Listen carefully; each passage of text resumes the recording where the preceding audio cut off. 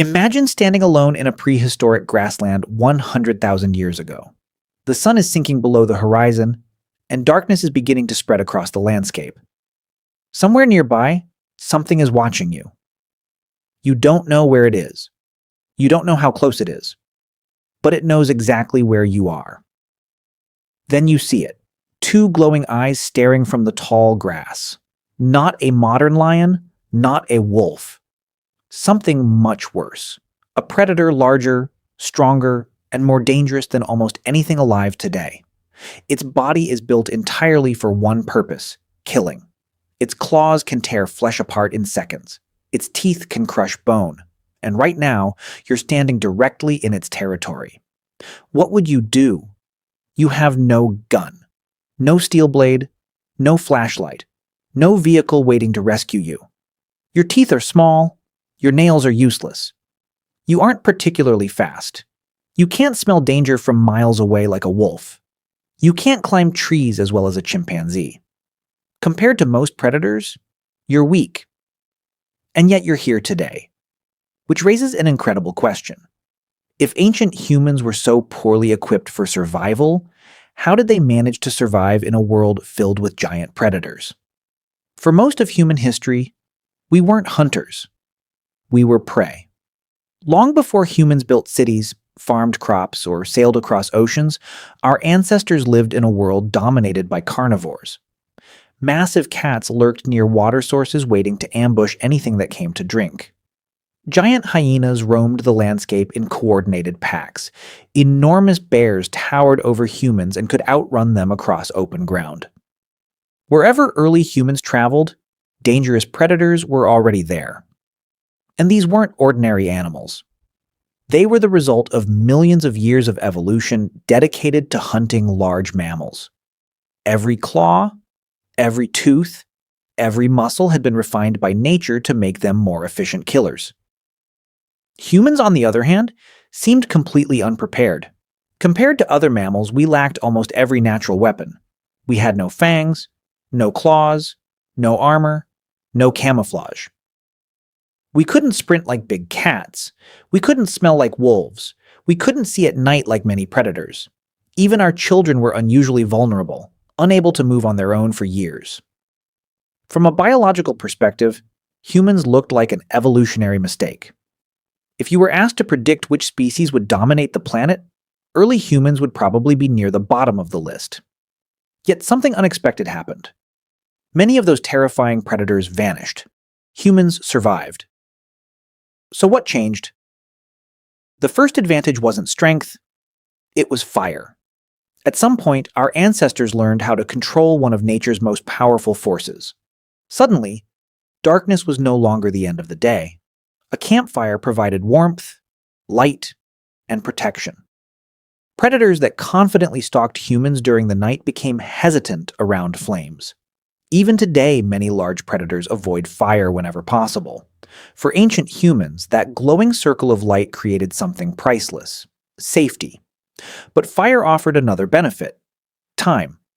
Before fire, sunset often meant finding shelter and waiting for morning. After fire, humans gained extra hours every night. Hours that could be spent making tools, repairing weapons, sharing information, and planning future hunts. And then there was food. Cooking transformed the human diet. Meat became easier to chew and digest. More calories became available from the same amount of food. Those extra calories helped support larger brains, and larger brains improved our ability to solve problems. But fire alone wasn't enough to conquer a world filled with predators.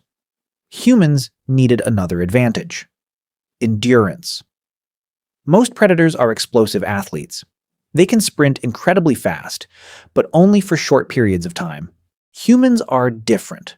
We're not the fastest animals on Earth. We're among the most persistent. Instead of chasing prey at maximum speed, humans developed a hunting strategy based on patience. They would follow an animal for hours, forcing it to keep moving. Again and again, the animal would run, stop, recover, and run once more. But eventually, something happened. The prey overheated. Many animals struggle to cool themselves while moving. Humans, however, are exceptional at regulating body temperature through sweating. The longer the chase continued, the greater the human advantage became. Eventually, exhausted prey would collapse.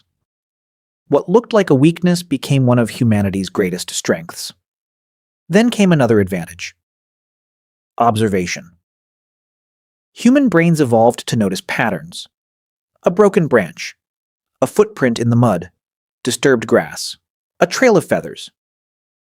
Each clue told a story. Ancient humans learned to read the landscape the way modern people read books.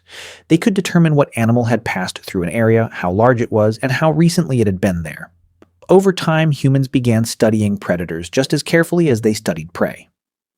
They learned when dangerous animals hunted, where they rested, which routes they preferred, which behaviors made them predictable. Every generation inherited knowledge gathered by the generation before it. And unlike claws or teeth, knowledge grows stronger when shared.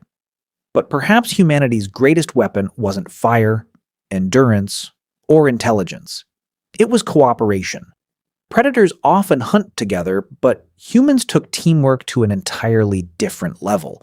We didn't simply act together, we planned together. Groups could assign roles, some individuals could track prey, others could wait in ambush, some could drive animals toward traps while others blocked escape routes. Language allowed humans to coordinate actions that no other predator could match. A single human was vulnerable. A group of humans was dangerous. And as technology improved, that danger increased. Simple wooden spears became more effective. Throwing weapons allowed humans to attack from a distance. For the first time, large predators faced an opponent that could injure or kill them without coming within reach of claws or teeth. The balance of power slowly began to shift. Generation after generation, humans became better hunters, better planners, and better problem solvers. Eventually, our ancestors expanded beyond Africa and spread across the world. As they entered new environments, they encountered enormous animals unlike anything seen today. Giant mammals, massive predators, and entire ecosystems that had never faced a species quite like humans. And once again, something interesting happened. Wherever humans settled, many of the largest animals eventually disappeared. Scientists still debate how much of this was caused by hunting and how much was influenced by climate change. But one fact remains clear. Humans consistently survived while many of the world's largest predators did not. Not because we were stronger, not because we were faster, but because we could adapt. Every weakness forced us to invent a solution. Unable to see in the dark, create fire, unable to outrun predators, outlast them, unable to fight alone, work together, unable to rely on instinct, learn, then teach. For millions of years, humans lived in fear of becoming someone else's meal. Our ancestors lost friends, family members, and children to predators that seemed unstoppable. But unlike every other animal, humans could pass experience from one generation to the next. Each lesson survived longer than the person who learned it. And over thousands of generations, those lessons accumulated. That is how humans defeated Earth's deadliest predators. Not through claws, not through fangs, not through strength, but through intelligence, cooperation, and the ability to keep learning long after every other predator had stopped evolving.